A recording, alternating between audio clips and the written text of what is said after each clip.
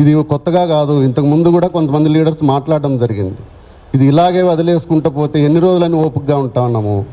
మన ఓపికని కాస్త చేతగాంతనంగా మాట్లాడే పరిస్థితికి అయిపోయింది. ఇంకా కూర్చొనేసేసి సరే హీరో గారు మనకు అందుబాటులో ఉన్నా లేకపోయినా మనము ఈ టైంలో హీరో గారికి అండగా నిలవాల్సిందే, అదేదన్నా అని అని చెప్పేసి మేమందరం కలిసి కన్వీనర్స్ అందరం కలిసి మాట్లాడి ఈ డిసిషన్ తీసుకొని ఈరోజు ప్రెస్ మీట్ చేయడం జరిగింది. తర్వాత వెరీ అన్ఫార్చునేట్ అండి, చాలా బాధ వేస్తుంది. గత 5-6 రోజులుగా ఓన్లీ సౌత్ ఇండియా కాదు, ఏపీ తెలంగాణ అని కాదు, విశ్వవ్యాప్తంగా ఉన్న మా నందమూరి అభిమానులందరూ, నందమూరి ఎన్టీ రామారావు గారి అభిమానులందరూ ఒకటే ఘోష, ఒకటే బాధ, ఒకటే వేదన, ఒకటే ఆవేదన.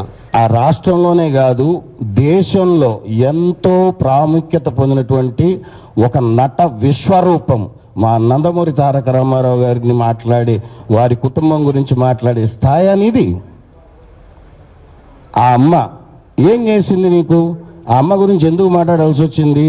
ఒక మంచి నటుడిని కన్నది, ఒక మంచి నటుడుగా అతన్ని తీర్చిదిద్దింది, ఒక మంచి కళాకారుడుగా తెలుగువారి పేరును నిలబెట్టే ఒక కళాకారుడుగా తయారు చేసి ఈరోజు మనందరికి ఇస్తే అది గర్వకారణమా లేకపోతే ఇంకేమన్నా?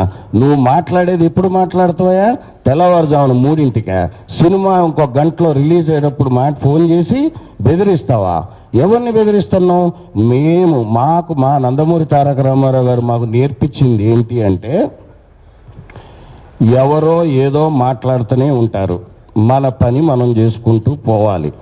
దారిలో వచ్చే ప్రతి దానికి ప్రతిస్పందన అనుకుంటూ పోతే మన కాలం వృధా తప్ప మనకు దానివల్ల వచ్చేదేం లేదు.